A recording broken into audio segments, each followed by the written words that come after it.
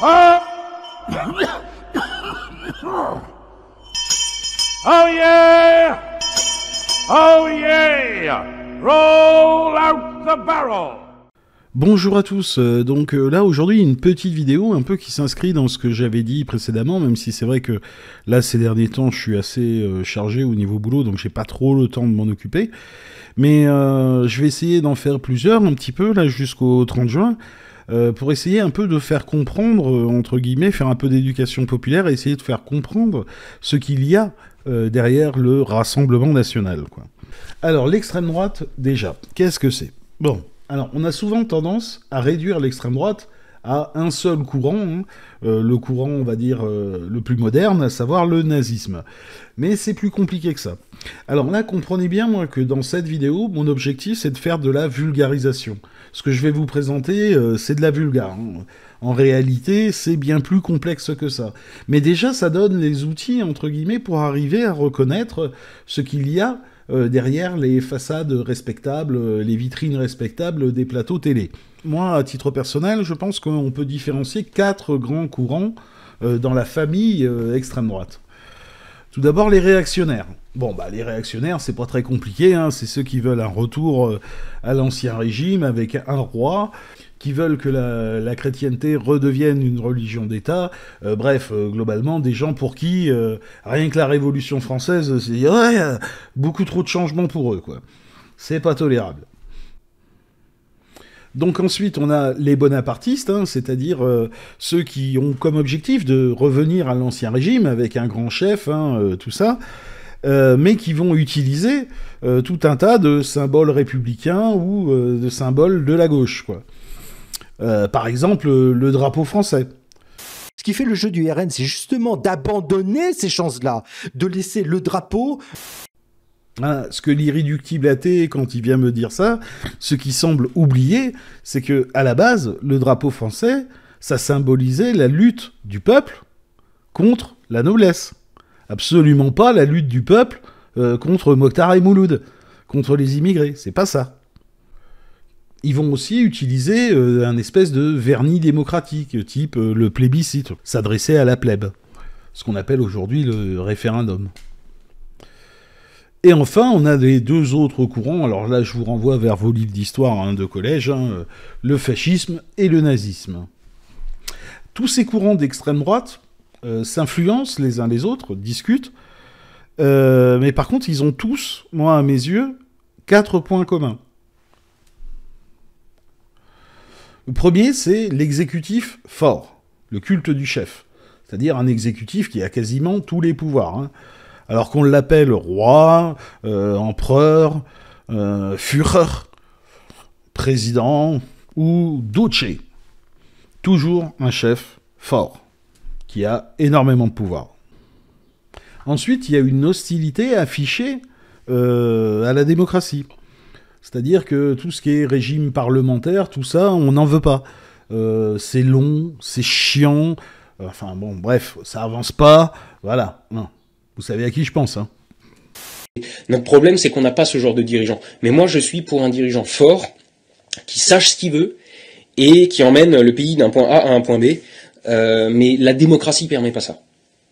Le despotisme éclairé permet ça. Hey, you want it?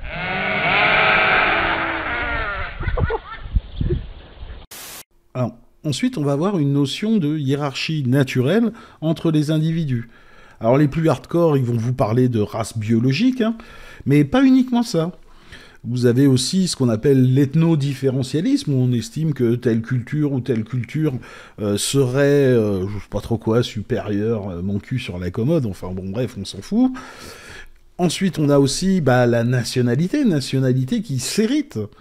À qui la personne qui a une nationalité française, on va lui donner des droits en plus. On estime qu'elle est supérieure.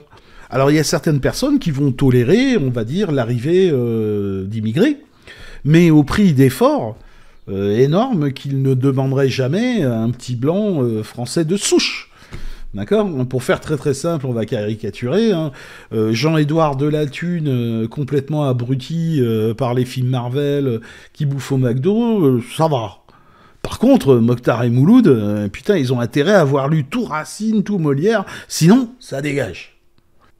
Donc tout ça, ça se schématiserait par une pyramide, avec en son sommet, nous, en dessous, ceux qui sont à peu près comme nous, et enfin, les autres. Et enfin, quatrième et dernier point, très important, la xénophobie. C'est-à-dire la peur de tout ce qui vient de l'extérieur. Que ce soit l'antisémitisme, l'Europe, c'est le mal, les immigrés et tout ça.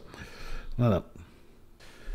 Et donc le RN, hein, comme je le dis souvent en rigolant, c'est un peu 50 nuances de faf, quoi. Ça regroupe ces différents courants. Donc on va retrouver, par exemple, dans la ligne réactionnaire, Marion Maréchal-Le Pen. Chez les bonapartistes, on avait Philippot avant. Maintenant, il est parti parce que, bon, forcément, hein, quand vous êtes dans un système pyramidal et que vous voulez tous être au sommet de la pyramide, il y a un moment où ça pose problème. Voilà, voilà. Et enfin, les fachos et les nazis, hein, vous allez avoir des mecs comme voilà, Frédéric Chatillon, comme Axel Lousteau, voilà quoi, des gens qui sont financés par le RN. Hein. Chaque année, le RN leur donne des millions d'euros. Faut le savoir. Voilà, voilà. Donc, et quand je dis que ces gens-là sont des nazis, il n'y a pas d'autre mot. Hein. C'est des mecs qui fêtent l'anniversaire d'Adolf Hitler, qui sont là à s'envoyer des photos de croix gammées, qui célèbrent des anciens Waffen-SS comme Léon de Grelle. Enfin bon, bref, quoi. Eux, c'est des vrais, quoi. C'est des vrais de vrais. Voilà, voilà. Donc ça, c'était la petite vidéo introductive. Et puis après, on va essayer de développer justement un peu tous ces points. Essayer d'aller creuser, de comprendre ce qu'il y a derrière le Rassemblement National et pourquoi le Rassemblement National est un parti qui est profondément antidémocratique et antisocial. Voilà. Allez, des bisous et à plus.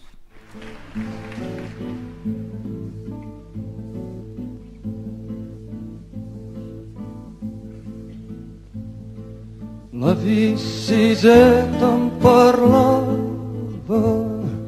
de bon matí al portal, mentre el sol esperaven i els carros veien passar.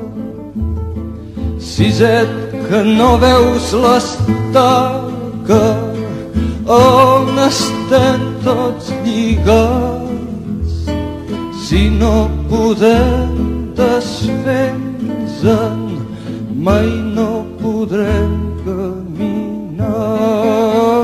Si estirem tots, ella caurà i molt de temps no pot durar.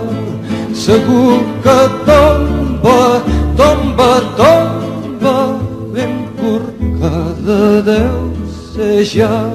Si tu l'estires fort per aquí i jo l'estiro fort per allà, segur que tomba, tomba, tomba i ens podrem alliberar.